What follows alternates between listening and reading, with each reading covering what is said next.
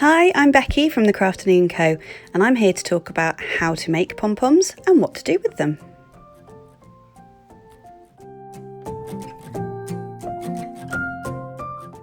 The pom-poms I make are all made with wool. The type I'm using today is from Hobbycraft. It's actually from their baby wool range, and I'm using a pale grey, a white, this beautiful dusky rosy pink colour, and a cream.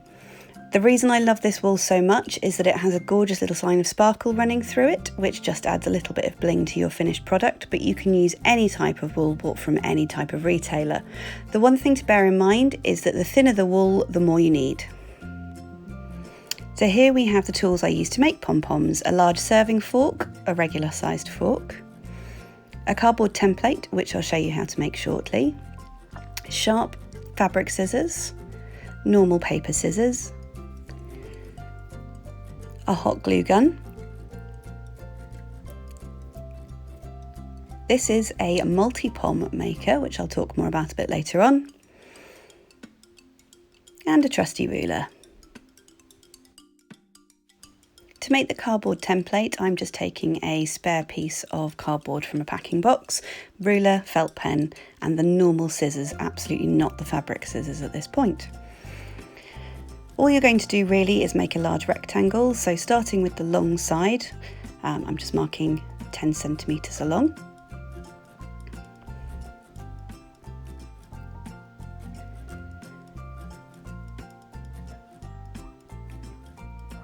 The shorter side is then 8 centimetres.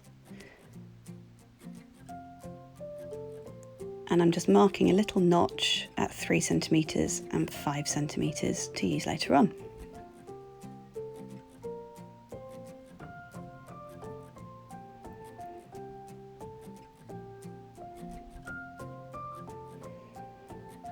And just finish off the other two sides of your rectangle.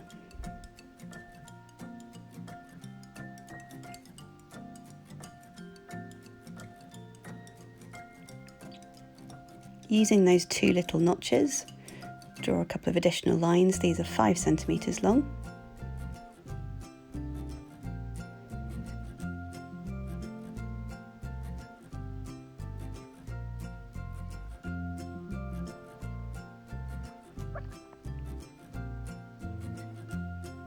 And then just finish up that rectangle there.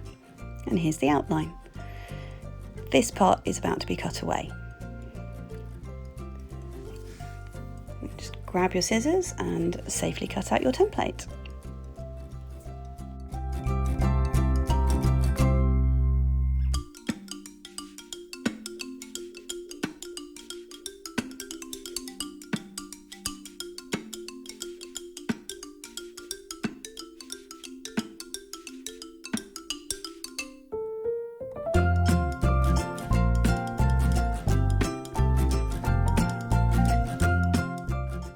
First of all, we're going to use this cardboard template to just make a simple pom-pom. Take a short length of wool and tuck it through that gap that you've cut out, and then just start wrapping your wool around the two prongs of the cardboard template. You'll want to wrap these probably a minimum of 80 times. It really does depend on how fluffy and thick you want the pom-pom to be at the end of it, but just keep wrapping until you get what you feel like will be a nice fluffy pom-pom. This does take a little bit of trial and error, lots of playing around, but who doesn't love lots of excuses to craft? Once you've got to a point where you think you've got enough wool wrapped round, just pull back through that small piece of wool, so that should be wrapping around all of your circles of wool, and tie it really nice and tightly in a knot. This is going to hold all the little strands of wool together to make your big fluffy pom-pom. So ease the tied pom-pom off the cardboard, and then this is where you want your fabric scissors, if at all possible, and just chop through the ends of the loops. I picked up the wrong scissors at this point. Fabric scissors are always going to be preferable, they give you a much cleaner cut. And at that point, you can just make sure all the loops have been tied, trim off the excess from the wool that you used to tie them together, and then you have the starting point for your pom-pom crafts.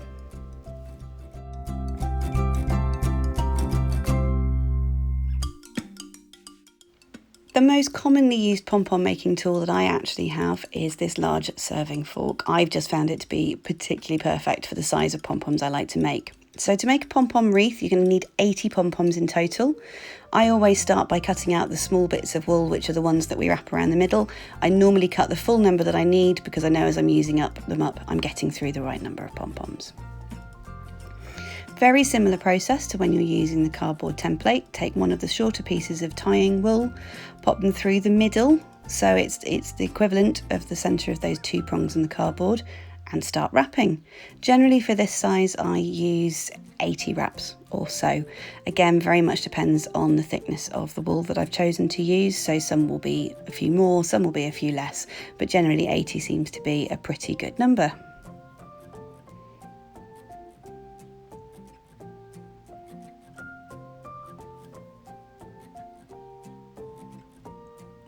Use the wool again that you've had tied round the back or held round the back while you've been wrapping, just to tie a nice tight knot in the top. Again, making sure that you tie it as tight as you can without breaking the wool, just so that you know the pom-pom will stay nice and secure. Chop off the loose end from the ball of wool, ease it off the spokes of the fork, and do another one.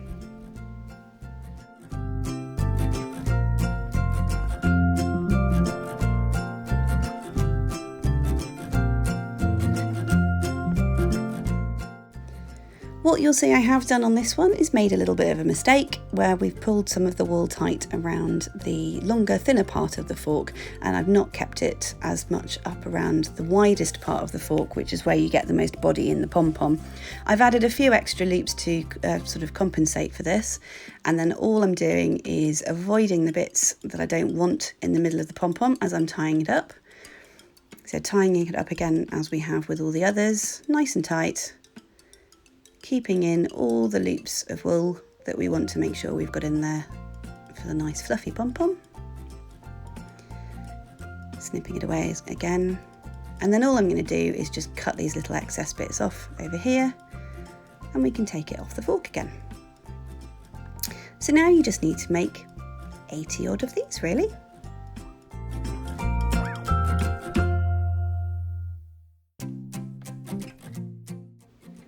Once you've made the right number of pom-poms, you'll obviously need to cut through these loops again, exactly as we did with the cardboard template. And this will release those little strands of wool to give you the body of the pom-pom. I do tend to make mine in batches. I do all of the first part around the fork or the template in one go, and then cut them all later as well. The next part is just to trim off any excess. You don't always end up with completely even strands of wool in these. It depends on the tension and how you're wrapping it around the fork, but you just want to trim them down to give you that nice spherical shape that we're all used to on a pom-pom. Keep doing this for all 80 pom-poms for your wreath. If you're making pom-poms for use in a wreath or other crafting activities, do make sure that when you're trimming them, you don't trim off the two long tails that are left from the piece of wool that you use to tie the pom-pom together.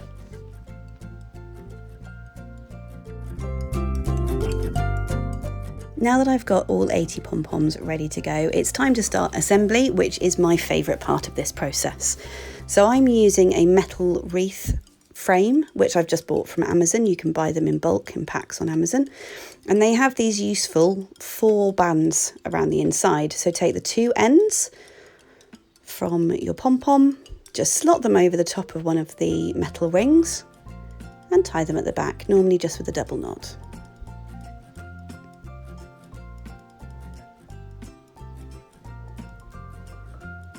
Then really it's just a case of adding on loads and loads of lovely pom-poms. You can do them in lots of different designs. I tend to pick an order that I like for the 4 colours and just keep doing that through the outer circle, and then I slightly shift the start point and line them up again for then the inner loop. I have done some which are in blocks of colour, so a quarter of the full of the wreath is one colour, and they're done in nice bright colours like that. But as this one is for a baby's nursery, I've gone for mixing up the 4 different colours in what I think is a nice little pretty pattern around the outside. There's no particular scientific method to the order in which I tie on the pom-poms. Sometimes I will do the full circumference of the inner loop and then the outer loop. In this case, I'm sort of tying on pairs really just to make sure that I like the colour combinations and the way they're going to end up laid out. But really it's entirely up to you and whatever you find easiest.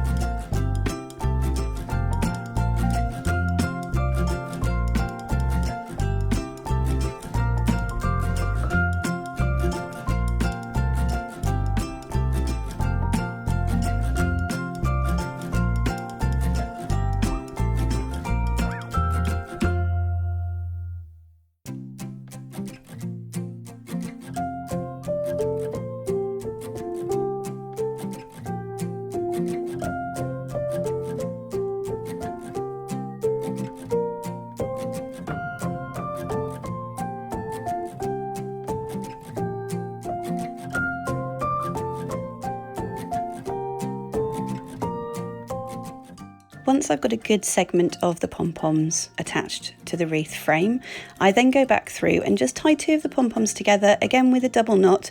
It just adds a little bit more security to the pom-poms on the wreath, but also stops the colours shifting around and changing the order of the pattern a little bit for you.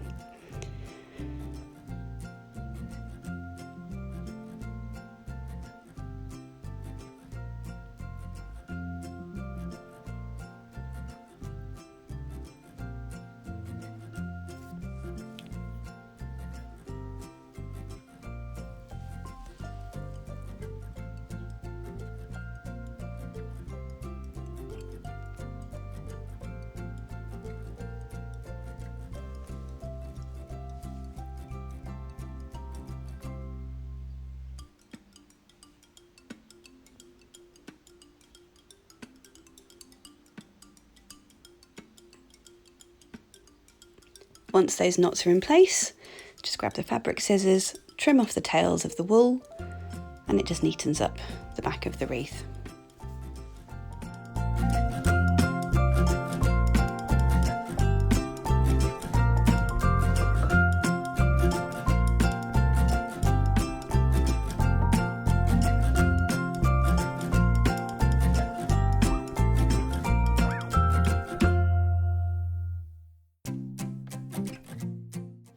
Once you've finished that process and you've tied on all 80 of your pom-poms, you should end up with something that looks a bit like this.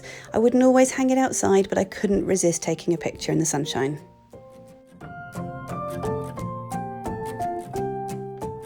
If you find yourself with some spare pom-poms, here's a cute little craft that will just use them up for you. So just take your pom-poms. This time I've cut off the longer tails of wool, pop a tiny bit of hot glue in the centre, and then just insert some florist's wire. Let that cool down. Do be very careful with the glue guns. These do get very, very hot. And if you're putting the glue near your fingers, please be really careful. And I just repeat this with any spare pom-poms that I've got until they are all attached to their florist wire.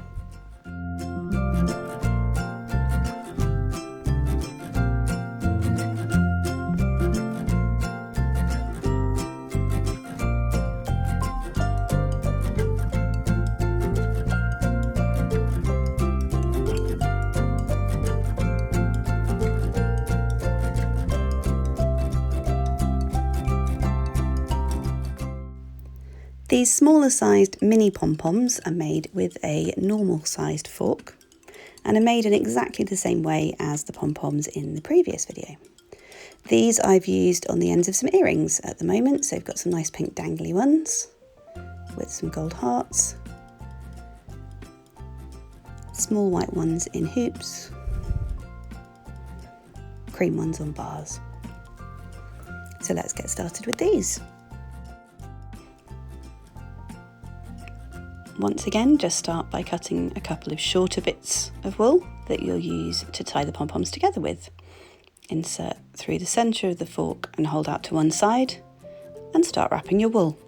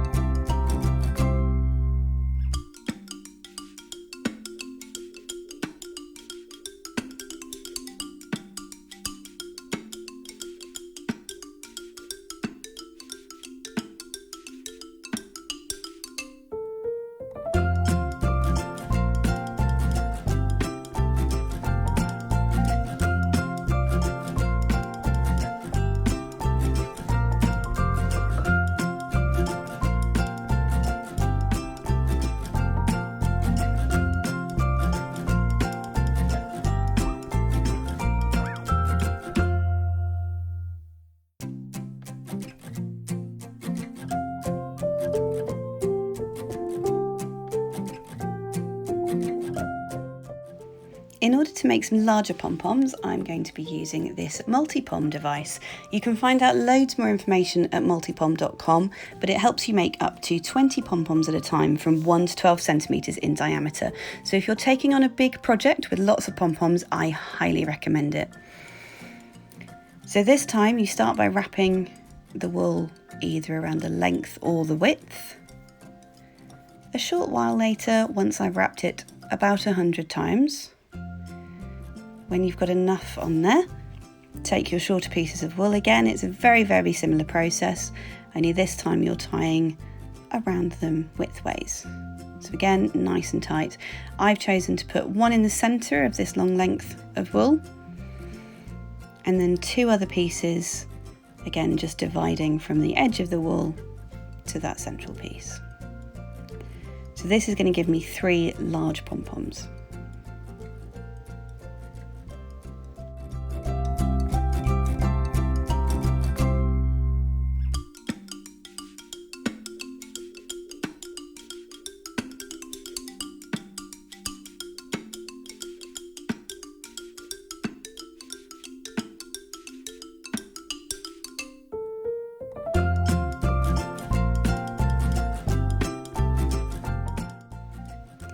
Once you've cut the pom-poms in between those shorter lengths of wool that we've used for tying again, and chopped them off the end of the multi-pom, there's always 1 or 2 that get away from me. Again, it's time for a pom-pom haircut.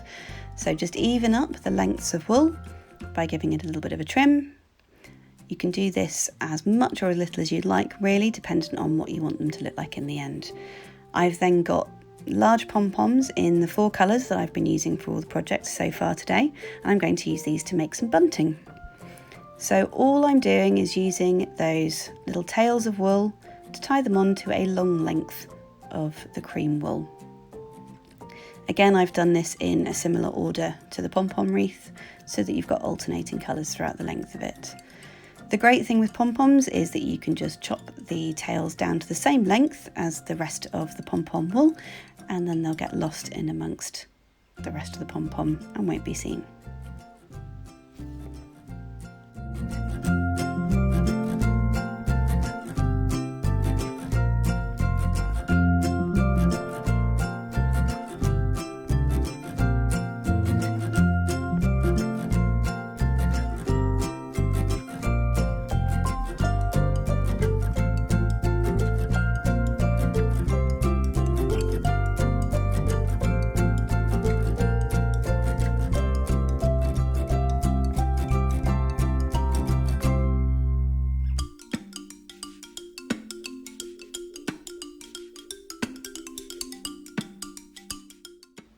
Now that I've got all 12 tied on my long length of cream wool, I'm going to go and try and put them up in the garden.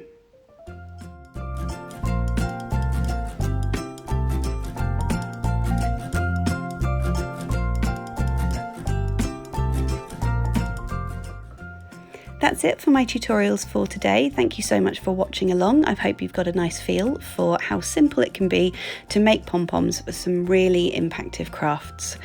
Thank you for being part of this wonderful event that Frankie has organised, our Flair for Care Day, sharing loads of different tips, tricks and talents with you, all in aid of women's aid and respect.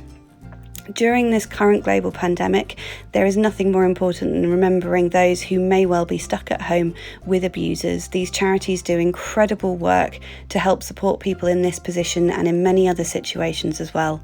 If you're in a position to donate, we would be so very grateful. Please do so via the links on the main event page. If you aren't able to donate, it would be wonderful if you could share and help raise awareness of these wonderful charities and everything that they are doing at these times. I hope you all stay home, stay safe, and have a wonderful weekend.